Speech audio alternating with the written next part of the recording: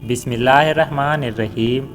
حضرت عائشہ رضی اللہ تعالیٰ عنہ بیان کرتی ہیں، رسول اللہ صلی اللہ علیہ وآلہ وسلم نماز فجر پڑھتے تو خواتین اپنی چادروں میں لپٹی ہوئی واپس جاتیں اور وہ تاریکی کی وجہ سے پہچانی نہیں جاتی تھیں۔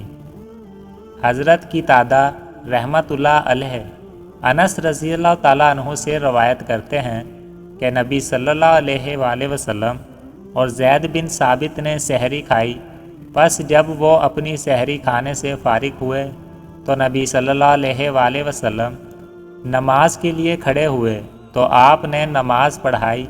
ہم نے انس رضی اللہ تعالیٰ عنہ سے پوچھا، ان کے سحری کھا کر نماز شروع کرنے کے مابین کتنے وقت کا وقفہ تھا؟ انہوں نے فرمایا، جتنے وقت میں آدمی 50 آیات کی تلاوت کر لیتا ہے۔ حضرت ابو ذر رضی اللہ تعالیٰ عنہ بیان کرتے ہیں، رسول اللہ صلی اللہ علیہ وآلہ وسلم نے فرمایا، جب تم پر ایسے امراء ہوں گے جو نمازیں ضائع کریں گے، یا فرمایا وہ نمازوں کو ان وقت سے مؤخر کریں گے، تو اس وقت تمہاری کیا کیفیت ہوگی؟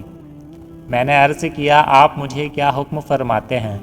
آپ صلی اللہ علیہ وآلہ وسلم نے فرمایا، نماز کو اس کے وقت پر پڑھنا، اور اگر تم ان کے ساتھ بھی پالو تو پھر نماز پڑھ لو تو وہ تمہارے لیے بطور نفل ہوگی۔